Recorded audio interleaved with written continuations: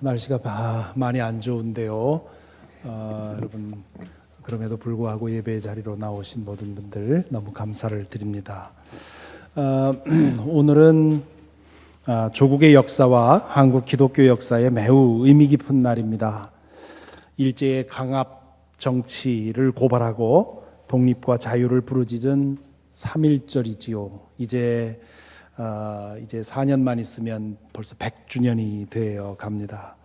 당시에 한국 기독교 인구가 참 미미했습니다. 하지만 이 만세운동은 기독교회가 없었으면 불가능할 정도로 매우 중요한 일들을 이루게 됐죠. 이렇게 돼서 우리 한국 기독교는 처음부터 개인의 구원만이 아니라 나 혼자 죽어서 천국 가는 것만이 아니라 어떻게든 우리가 사는 이 사회를 변화시키는 것, 거기에 대해서 관심을 갖고 헌신하는 그런 전통을 가지고 있습니다. 오늘 우리는 이 존 스토트 목사님의 제자도라는 책에서 다룬 네 번째 주제를 다룰 차례인데요. 이 네 번째 주제가 그런 문제입니다. 나 개인의 구원과는 좀 거리가 있는 그런 문제이지만 그것이 신앙의 본질에 해당하는 문제라 하는 것을 얘기를 하는데, 그 주제가 창조 세계의 돌봄, Creation Care라고 하는 것입니다.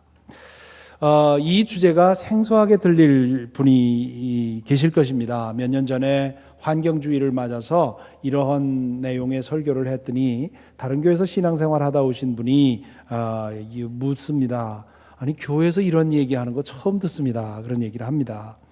일반적으로 지구 환경 보호라 그렇게 말을 하지요. 미국에서는 Go Green 혹은 Live Green 뭐 그런 말을 씁니다.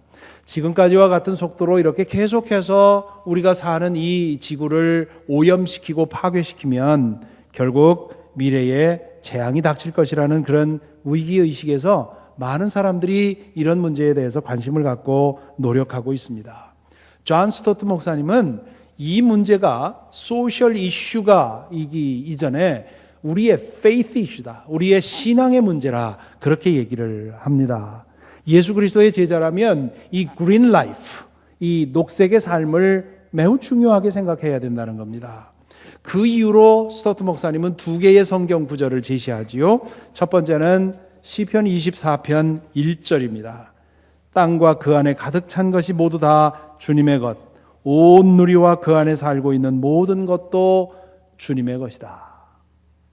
또 하나 그 근거 구절은 시편 115편 16절입니다.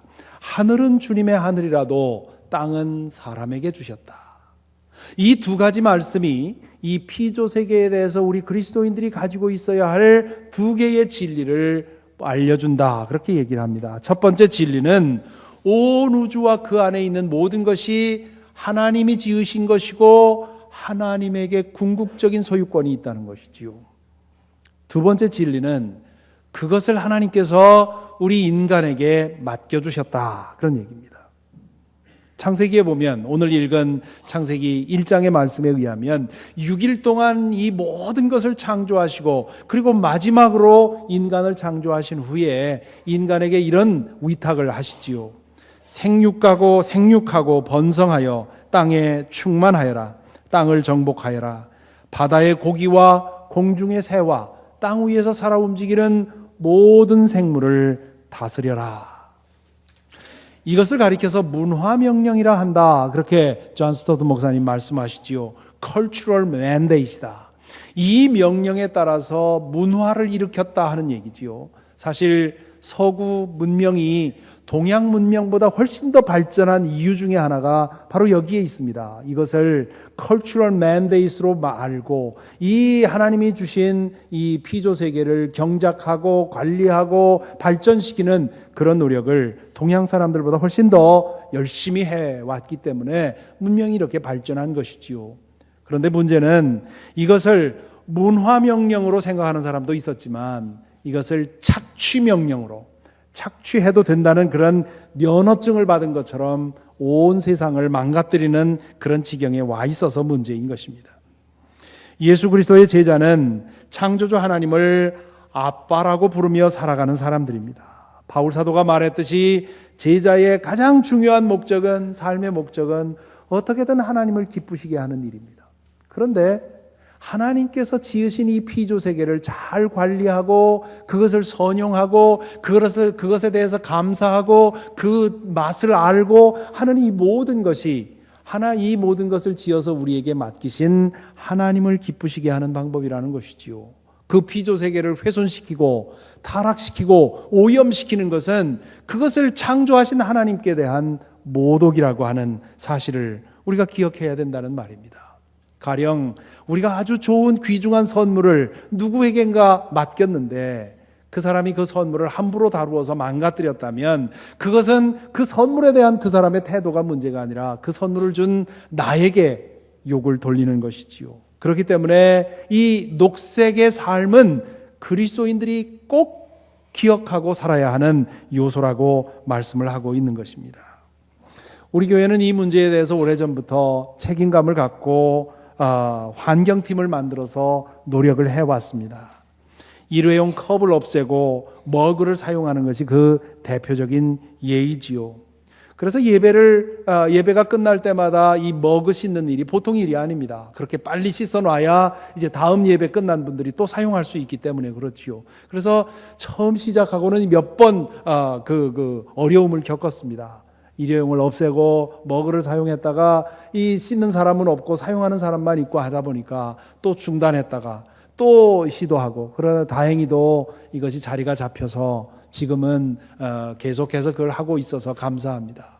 여러분 중에 이 창조 세계를 돌보는 것, 여기에 책임을 느끼시는 분 계시다면 예배가 끝나고 그 사이에 이 컵을 씻는 일에 참여해 주시면 감사하겠습니다. 환경팀은 지구의 날인 4월 22일을 전후해서 특강을 마련하고 있다는 소식을 들었습니다.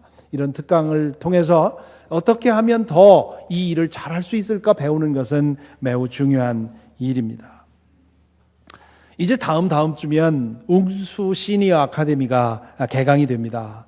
우리 교회 시니어 아카데미가 참 여러 가지로 자랑할 것이 많습니다. 그 중에도 점심 식사가 아주 큰 자랑인데요. 한 학기 등록금이 30불입니다.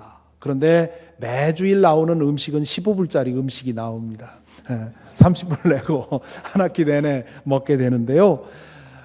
우리 성도님들이 조를 짜서 정말 부모님을 모시는 마음으로 아주 정갈하게 음식을 매주 만들어서 대접하기 때문에 이 시니어 아카데미에 오시는 분들이 음식을 아주 즐기십니다. 그런데 최근에 제가 제 마음을 기쁘게 하는 소식을 들었습니다.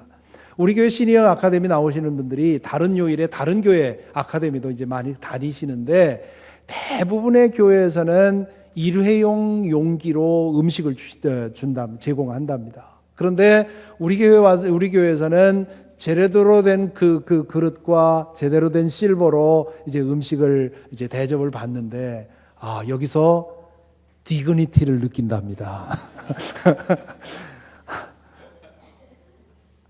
그 일회용기로 음식을 받으면 내가 값싸게 취급받는다는 느낌이 든다는 거예요. 뭐 어른들이 하시는 말씀이니까 제가 그대로 전합니다. 그런데 이 제대로 된 그 그릇으로 받으니까 나를 대접해 주는구나. 내가 이거 사람 먹을 만한 음식을 먹는구나, 이런 생각이 든다는 거예요. 우리 교회는 환경을 지키기 위해서 일회용기를 사용하지 않는 건데 그 많은 설거지를 감당하면서도 이 일을 하고 있는 건데 이렇게 느끼신다니 이게 얼마나 기쁜 얘기입니까? 제가 그 말씀을 듣고는 아주 얼마나 기뻤는지 모릅니다. 이 창조주 하나님을 예배하는 사람이라면 우리에게 맡겨주신 피조 세계를 감사하고 사랑하고 돌보아야 합니다. 이것이 과거에는 그리 중요한 문제가 아니었습니다. 창조 세계를 돌보는 일이 제자됨의 핵심적인 그런 요소가 아니었습니다. 왜냐하면 자연을 파괴시킬 만한 힘이 인간에게는 없었습니다. 과거에는 오히려 자연을 어떻게든 돌보고 어떻게든 개발시키는 것이 과제였는데 이제는 산업혁명 이후에 우리 인간들의 손에는 하나님이 지으신 이 피조 세계를 망가뜨릴 수 있는 어마어마한 도구들이 만들어졌습니다. 그렇기 때문에 이제는 창조 세계를 돌보는 것이 예수 그리스도의 제자가 꼭 생각하고 실천해야 되는 중요한 덕목 중에 하나가 되었다는 것이지요. 지구 환경 시계라고 하는 것이 있습니다. Doomsday Clock이라고 하는 건데요. 이미지를 좀 보여주십시오. 지구 환경이 완전히 망가져서 사람이 살 수 없는 시간을 12시로 쳐서 매년 우리 지구 환경을 검사해서 과학자들이 시간을 계산을 하는데요. 2014년에 9시 24분으로 계산이 나왔다는 겁니다. 여기 보면 그린으로 되어 있는 부분은 barely concerned. 이건 별로 걱정하지 않아도 되는 거고요. 노란 부분은 조금 걱정해야 되는 상태고, 그리고 이쪽 무슨 색입니까? 왼쪽에는 fairly concerned. 상당히 걱정해야 되는 상태고, 붉은 부분으로 되어 있는 것은 extremely concerned. 지금 우리는 extremely concerned 해야 되는 그런 단계에 와 있다는 거죠. 그래서 이걸 빨리 이 시계를 되돌리지 않으면 우리의 손주들, 우리의 증손주들은 이 환경 파괴로 인해서 심각한 어려움을 당할 것이다. 그런 얘기입니다. 그렇기 때문에 우리는 어떻게든 이 하나님의 피조 세계를 지키는 일을 위해서 노력해야 됩니다. 단지 이 인터넷에 앉아서 10분 정도만 검색을 해도 어떻게 하면 환경을 지킬 수 있는 일을 내가 할 수 있는가? 리사이클부터 시작해서 아주 작게, 아주 쉽게 할 수 있는 것들을 찾아서 하나씩 배워나가고 삶의 습관으로 만드는 거, 이거 꼭 우리가 해야 되는 일 중 이 일들입니다. 저는 오늘 그것들 중에서 가장 시급하고 또 우리가 가장 잘할 수 있는 일을 하나 예로 들어 말씀을 드리려고 합니다. 먹는 것에 관한 말씀입니다. 먹는 것이 곧 예배라는 말씀을 드리려고 합니다. 하나님의 피조 세계를 지키고 돌보는 데 있어서 우리가 매일 먹는 음식이 얼마나 중요한지를 함께 생각해 보면서 우리의 자세를 되돌아보고 싶습니다. 성경을 보면 먹고 마시는 것이 별로 중요하지 않다 하는 그런 뉘앙스의 말씀들이 많이 나옵니다. 예수님과 바울 사도 두 분의 말씀을 하나씩만 소개하지요. 마태복음 6장에 보면 주님께서 이렇게 말씀하십니다. 그러므로 무엇을 먹을까, 무엇을 마실까, 무엇을 입을까 하고 걱정하지 말아라. 이 모든 것은 모두 이방 사람들이 구하는 것이요, 너희의 하늘아버지께서는 이 모든 것이 너희에게 필요하다는 것을 아신다. 너희는 먼저 그의 나라와 하나님의 의를 구하여라. 그리하면 이 모든 것을 너희에게 더하여 주실 것이다. 먹는 거 마시는 거 그거 걱정하고 신경 쓰지 말라 그런 얘기죠. 그런가 하면 바울 사도는 또 이렇게 말씀을 하셨습니다. 하나님의 나라는 먹는 일과 마시는 일이 아니라 성령 안에서 누리는 의와 평화와 기쁨입니다. 먹고 마시는 일은 하나님 나라에 아무런 관계가 없는 일이라 그런 얘기입니다. 그때는 그랬습니다. 적어도 우리가 어릴 때만 해도 그랬습니다. 그때는 먹을 것이 생기는 대로 감사히 먹으면 그만이었습니다. 먹을 것이 없어서 걱정이었지 우리가 먹는 것이 하나님의 피조 세계에 어떤 해를 끼친다는 생각 하지 않았습니다. 하지만 지금은 상황이 달라졌습니다. 무엇을 먹을까, 무엇을 마실까 걱정하고 신경 써야 되는 시대가 된 것입니다. 먹는 일과 마시는 일도 하나님 나라의 일이 되었습니다. 바울 사도가 이렇게 권면한 적도 있지요. 그러므로 여러분은 먹든지 마시든지 무슨 일을 하든지 모든 것을 하나님의 영광을 위하여 하십시오. 여기서 먹든지 마시든지라는 말은 제일 하찮은 일이라 그런 얘기입니다. 여러분이 하는 일 중에 제일 하찮은 일까지도 하나님을 영화롭게 하는 목적을 위해서 하라 그런 얘기입니다. 그때는 그랬습니다.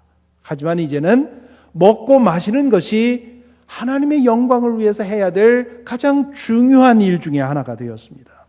먹고 마실 때마다 하나님의 뜻을 생각해야 하고 하나님께 영광이 되는 것이 무엇인지 생각해야 합니다. 그렇지 않으면 먹는 것으로 피조 세계를 아주 심하게 망가뜨릴 수가 있습니다. 왜 이렇게 변했습니까? 상황이 가장 큰 이유가 산업혁명 이후에 급속하게 망가진 음식 문화 때문에 그렇습니다. 얼마 전까지만 해도 그것이 발전인 줄 알았지요. 물론 이것은 선진국에만 해당하는 일이긴 합니다. 산업혁명 이후에 인간은 한없는 인간의 욕망을 만족시키기 위해서 문명을 발전시켜 왔습니다. 인간 생활의 모든 면에서 새로운 도구를 만들고 기술을 발전시켰습니다. 모든 것이 대량 생산 체제가 되고요. 남아도는 물자를 해결하기 위해서 인간의 욕망을 끊임없이 자극했습니다. 그 결과 산업혁명은 우리의 식탁까지도 바꾸어 놓았습니다. 음식의 대부분을 자기 손으로 길러 먹던 시대가 이제는 지났지요. 필요한 음식을 그때그때 사다 먹는 그런 체제도 시기도 지났습니다. 과거에는 저녁 때가 되면 오후에 조르르 나가서 두부 한 모, 콩나물 한 그릇 이렇게 사다가 그날 저녁 음식을 해서 먹었습니다. 가장 좋은 음식은 제철 음식과 같은 지역에서 나는 로컬 푸드라고 하는데요. 이제는 철없는 음식과 그리고 출신을 알 수 없는 음식이 식탁을 점령했습니다.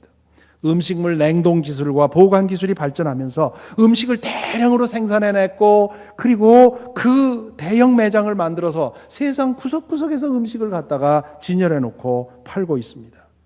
소비자들은 냉장고를 장만하더니 이제는 그것도 부족해서 냉동고까지 갖다 놓고는 음식을 사다가 보관해놓고 먹게 되었습니다. 패스트푸드 식당이 가는 곳마다 들어서서 값싸고 맛있는 맛 좋은 음식을 판매하게 되었고 3분이면 식탁에 오를 수 있는 그런 음식이 이제는 그로서리에 가면 즐비하게 준비되어 있습니다. 그래 놓고는 세상은 모든 사람들을 정신없이 살게 만듭니다. 정신없이 뛰다 보니까 먹는 것에 신경을 쓰고 관심을 가질 겨를이 없습니다. 그러다 보니까 3분이면 되는 그런 음식들을 식탁에 올려놓고 그렇게 정신없이 먹고 살아가는 것입니다. 과거에 비하면 먹을 것이 너무도 풍성해졌고 너무도 편리해졌습니다. 게다가 음식을 생산하고 먹고 만들고 먹는 모든 과정이 돈벌이의 수단이 되어버렸습니다. 돈벌이의 수단이 되면 인간의 욕망 때문에 한없이 발전하게 되어 있습니다.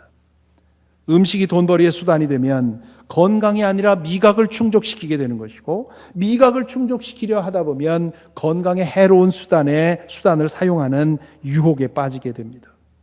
공장에서 만들어지는 식품에는 첨가되지 말아야 할 해로운 식품들이 많이 들어가 있습니다.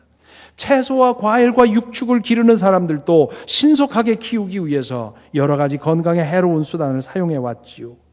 음식을 만들 때 방부제뿐만이 아니라 인공조미료, 인공향료 그리고 몸에 해로울 만큼의 소금과 설탕과 기름을 사용하게 되었습니다. 소비자들은 조리하기에 쉽고 입맛을 만족시키지만 건강에 해롭다는 사실을 외면하고는 편리한 것, 맛있는 것만 찾아왔습니다. 그로 인해서 오늘날 우리 인간의 건강이 음식으로 인해서 심하게 망가지게 되었습니다. 이건 말로 설명할 수 없기에 통계표를 하나 보여드리겠습니다. 여러분, 지금 보시는 그래프는요, 2008년도에 미국인들의 생명을 앗아간 주요 원인을 그 가장 많은 것으로부터 나열해 놓았습니다. 때때로 미국의 총기 사고로 인해서 사람들이 생명을 잃을 때면 우리는 이 총기 문제를 빨리 해결해야 된다고 그렇게 생각을 하는데 총기로 인해서 죽는 사람의 숫자는 밑에서 세 번째입니다. 가장 많은 사람의 목숨을 앗아가는 것이 diet and inactivity. 먹는 것, 그리고 생활 습관으로 인해서 생명을 잃는 사람들이 제일 많고요. 그 다음에 넘버 2가 스모킹입니다. 그러니까 이 음식 먹는 것이 우리에게 얼마나 심각한 문제가 되었는지 알 수가 있지요. 그 다음 또 다른 그림을 보여드리면 이것이 일반적으로 미국인들의 식탁에 오르는 이 미국인들의 식생활의 분포도를 그린 것인데요. 62%가 refined and processed food. 공장에서 만들어진 음식으로 62%가 그것으로 채워집니다. 이 가난할수록 이 퍼센트가 더 높아지지요. 그리고 25.5%는 육식과 관계된 음식이지요. 우유라든가 고기라든가. 우유가 좋은 음식이라는 생각이 과거에 있었는데요. 오늘날의 우유에는 설탕이 적지 않게 들어간답니다. 그래서 6년 동안 초등학교에서 매일 급식을 통해서 우유를 먹은 사람은 리어커 하나를 채울 만한 그런 설탕을 먹게 된다는 겁니다. 그리고 정작 우리 몸에 중요한 채소와 곡식과 과일은 12.5%밖에 안 된다는 거죠.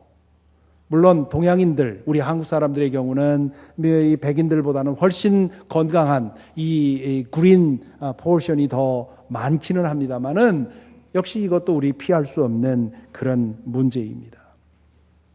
이러한 얘기를 하면서 이 음식과 건강에 대한 한 전문가가 그런 얘기를 합니다. 우리의 손자들은 오늘 우리보다 적어도 10년 이상 수명이 단축될 거다. 왜냐하면 음식 때문에 그렇다는 거죠. 지금 미국의 제일 위험한 전염병이 뭡니까? 디프레션과 오비시티, 비만입니다. 이것으로 인해서 우리의 자녀들이 우리보다도 더 좋지 않은 그런 건강 상태로 망가지게 될 거다. 그렇기 때문에 초등학교 때부터 음식에 대한 교육을 해야 된다고 그렇게 운동을 벌이면서 강조하고 있는 사람들이 있습니다. 자녀를 둔 우리 어린 자녀들을 둔 부모님들이 많이 계신데요. 귀담아 들어야 할 내용입니다. 이 음식 문화에 있어서 더 큰 문제는 고기 섭취가 너무도 지나치게 늘어났다는 데 있습니다. 우리나라뿐만 아니라 서양에서도 과거에는 특별한 날에나 고기가 식탁에 올라왔습니다. 나머지 날들에는 채소와 곡식을 중심으로 끼니를 이었지요. 생일날이라든가 명절날이라든가 손님이 오신 날이라든가 이런 특별한 날에는 그 고기를 먹고 나머지 날은 주로 그 곡식과 그런 것으로 채소로 그렇게 식탁을 꾸몄던 것입니다. 이 의학자들에 의하면 이것이 우리의 창조 섭리에 맞는다는 겁니다. 우리 몸의 해부학적인 구조를 생각하면 채식 중심의 식사가 우리 몸에 더 맞는다는 거지요. 조금 전에 창세기 1장을 읽었습니다마는 하나님은 원래 우리 몸을 채식에 맞게 만드셨습니다. 그래서 창세기 1장에 보면 모든 곡식과 채소를 과일을 그 음식으로 준다 그랬지요. 나중에 노아의 홍수 이후에 육식도 허락하는 변화가 일어납니다. 그러니까 육식은 우리에게 있어서 아주 부수적이어야 하고요. 주로 채식이 되어야 하는 것이 창조의 섭리고 우리 인간의 해부학적인 구조에 맞는 그런 식탁이라는 것입니다. 그런데 인간은 원리에 따라서 살지 않고요. 이성에 따라 살지 않고요. 우리의 욕망을 따라 살아가는 것이 타락한 인간의 본성입니다. 그 육식에 대한 무한정의 욕구를 만족시키기 위해서 소와 돼지와 닭 같은 육축을 대량으로 생산하는 기술을 개발을 해냈습니다.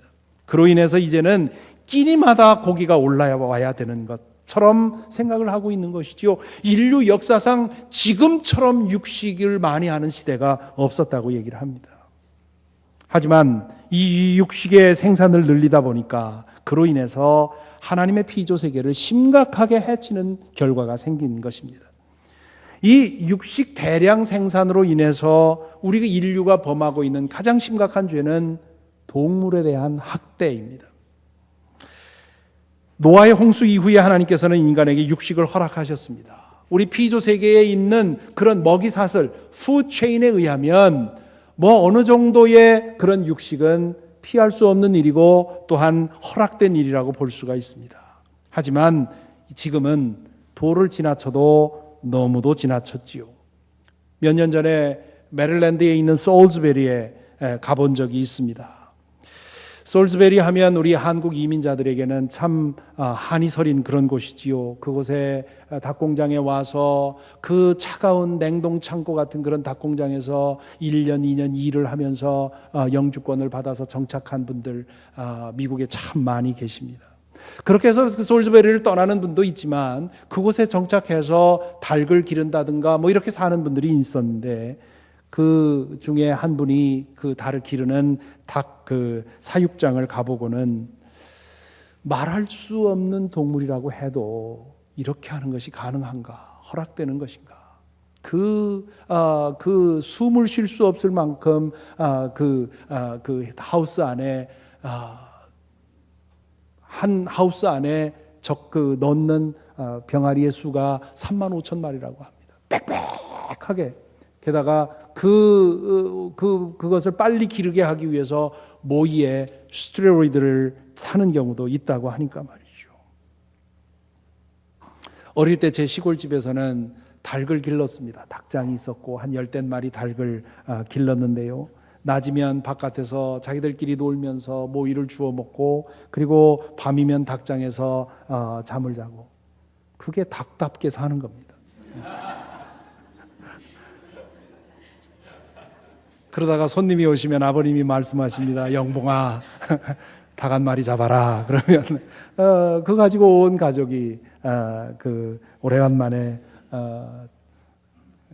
육식을 목구멍에 때를 벗긴다고 하나요? 이렇게 했습니다. 소와 돼지의 경우는 더 심하지요. 하나님에 의해 창조된 생명이 아니라 인간의 식욕을 채우는 도구로서 길러집니다. 소들이 버지니아에서 조금만 나가도 소들이 목장을 거닐면서 유유히 거닐면서 모일 풀을 뜯는 그 모습은 정말 아름답습니다. 그게 소답게 크는 거지요. 그런데 대부분 우리가 먹는 육식의 대부분은 꼼짝달싹할 수 없는 좁은 축사에서 대량으로 길러집니다. 얼마 전에 한국 뉴스를 보는데 구제역이라고 하는 그 돼지 전염병이 퍼져서 한 지역에서 기르는 모든 돼지를 3,000두 이상을 도살해서 폐기 처분했다. 그런 뉴스가 나오면서 트럭에다가 도살한 돼지를 실어서 큰 구덩이에 쓰레기처럼 덤프하는 모습을 보면서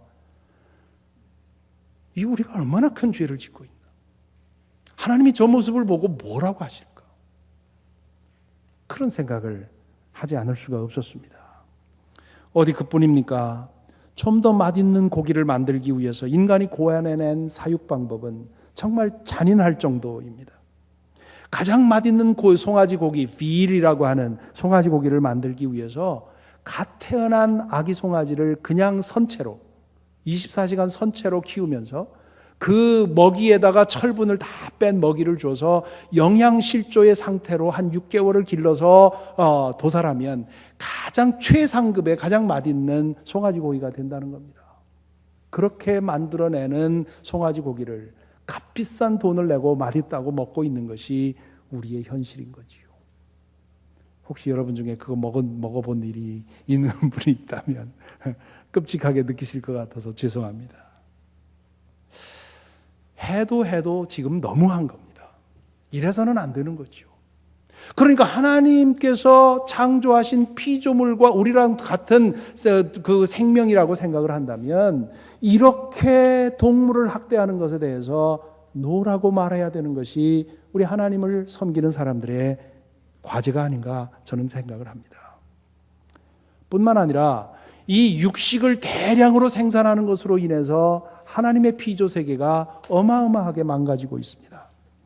지구 환경에 가장 해가 되는 것이 이산화탄소, 카본 다이옥사이드의 배출이라고 하는 거 다 아실 겁니다. 그거로 인해서 오존층에 구멍이 뚫리고 북극과 남극에 아이스버그가 녹고 있고 온실 그런 효과가 나타나서 이 기후가 변하고 여러 가지 얘기를 지금 하고 있지 않습니까? 산업혁명 이후에 이 카본 다이옥사이드가 얼마나 급증하고 있는지 이 그래프를 보면 알 수 있는데요. 1750년이 대충 이제 산업혁명이 일어나기 시작한 때입니다. 이때로부터 한 150년 정도는 괜찮았습니다. 별로 큰 차이가 안 났는데요. 1900년대부터 2000년 지금까지 약 한 100년 동안 이산화탄소 배출량이 급격하게 치솟습니다. 만일에 이 치솟는 그 트렌드를 그냥 놓게 되면 머지않아 인류에게 재앙이 닥치는 것이죠. 그런데 이 이산화탄소 배출에 있어서 주범은 말할 것도 없이 공장과 자동차에서 나오는 배기가스입니다. 그런데 두 번째로 중요한 이유가 육식의 대량 생산이라는 거 여러분 알고 계셨습니까? 왜 육식을 대량 생산하는 것이 이 CO2를 만들어내는 두 번째 주요 원인이 되겠는가? 다음의 그림을 보면 어느 정도 이해가 됩니다. 어떤 분이 우리가 먹는 음식의 half 파운드를 만들어내는데 얼마만한 CO2가 나오는지를 계산해서 이렇게 그림으로 그려놨는데요. 감자라든가 사과, 아스파라거스 이런 것들은 아주 미미한 정도의 이산화탄소만 배출합니다. 반면에 닭과 돼지와 쇠고기는 이렇게 많은 그 이산화탄소를 배출한다는 거지요. 여기 보면 쇠고기 half 파운드를 만들어내는데 자동차를 9.8마일 드라이브 하는 데서 나오는 배기가스와 맞먹는 CO2가 나온다는 겁니다. 소 한 마리를 700파운드로 치면요. 그 한 마리를 기르는데 자동차를 1만 마일 달리는 것과 같은 이산화탄소가 배출되는 겁니다. 1만 마일이면 우리 보통 직장인들이 1년 동안 달리는 마일리지입니다. 보통 평균 15,000마일을 달린다고 하지요. 그러니까 내가 차를 가지고 1년 동안 차를 움직이면서 쏟아내는 배기가스와 소 한 마리를 기르는데 나는 배기가스가 같다는 겁니다. 그러니까 소 수백 마리를 가두어 놓고 기르는 그 축사에서 나는 이산화탄소나 자동차 공장에서 나는 이산화탄소나 양이 비슷하다는 얘기지요. 그뿐이 아닙니다. 이 쇠고기 한 파운드를 만들어내기 위해서 사용해야 되는 자원을 생각하면 더 놀랍습니다. 그 다음 그림을 좀 보여주시죠. 쇠고기 한 파운드를 만들어내기 위해서 6.7파운드의 콩과 곡물이 필요합니다. 그러니까 쇠고기 한 파운드를 안 먹으면 콩과 곡물 7파운드가 세이브가 된다는 말이에요. 쇠고기 한 파운드를 만들어내는데 600갤런의 물이 소비가 된다는 겁니다. 지금 미국 중부 지역에 지하수가 고갈되고 있는 원인이 바로 여기에 있습니다. 끊임없이 물을 끌어올려서 이 가축을 기르는 데 사용하고 있기 때문에 얼마 지나지 않아서 미국의 지하수가 고갈될 것이라고 경고하고 있지요. 75 스퀘어 핏의 목초지가 필요합니다. 자, 이것을 보면 이런 통계를 가지고 사람들은 육식을 줄이지 않으면 미국의 물 부족에 문제가 생길 것이고, 육식을 줄이면 거기서 남는 곡물을 가지고 세계의 기아 문제를 한 번에 해결할 수 있다고 그렇게 부르짖고 있습니다. 지금 우리가 생각 없이 우리의 욕구를 따라서 먹고 있는 이 육식이 우리의 몸을 망칠 뿐만 아니라 수많은 말할 수 없는 짐승들을 학대하는 것이 되고, 그리고 하나님이 창조하신 이 세상을 망가뜨리는 원인이 되고 있다는 것이지요.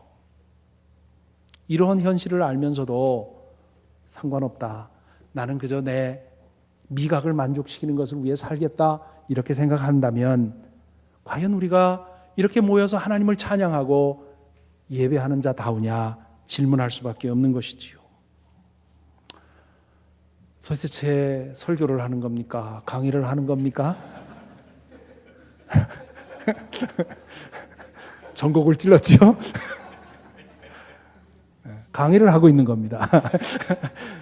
오늘은 모처럼 강의를 해야 되겠다 제가 마음먹고 강의하고 있습니다. 자, 여기까지 들으시고 그럼 어쩌라는 말입니까? 그렇게 하고 싶을 것입니다. 저는 약 20여 년 전에 이 문제에 대해서 눈을 뜨고는 이건 아니다, 나 혼자만이라도 하나님 앞에 책임 있게 살아야 되겠다 생각하고는 채식주의를 1년 동안, 거의 1년 가까이 실험한 적이 있습니다. 그렇게 실험하다가 1년 후에 포기했습니다. 실패했습니다. 세밀하게 연구하고 대책을 세워놓고, 그리고 아내와도 충분히 얘기를 해서 설득하고 함께 해야 했는데 그저 저 혼자 독립운동하듯이 시작했다가 단백질 부족에 진단을 받고 포기하게 됐습니다. 잠시 해본 실험이긴 합니다만은 많은 것을 배웠습니다. 특별히 제가 그때는 한국에 있었는데 한국 사회도 얼마나 육식에 깊이 물들어 있는지, 밖에 나가서 식당에 가서 음식을 선택하려면 고기 없는 음식을 선택할 수가 없습니다. 미국만 해도 샐러드를 시키면 되는데 한국만 해도 그렇지 않았습니다. 철저한 채식주의를 해야만 하나님을 영화롭게 하는 것이 아니라 하는 사실을 인정하고, 또 우리 몸에는 어느 정도의 동물성 단백질이 필요하다는 의사의 말도 받아들이고는 채식주의가 아니라 절제를 택했는데요. 이번에 말씀을 준비하다 보니까 어느새 많이 느슨해지고 타락해 있는 저 자신을 발견하게 되었습니다. 그래서 말씀을 준비하는 내내 회개했습니다.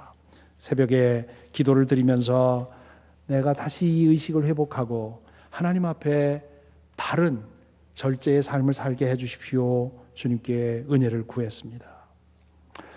어떻게 해야 되는지는 여러분이 하나님과의 관계 속에서 여러분이 선택하면 되는 겁니다.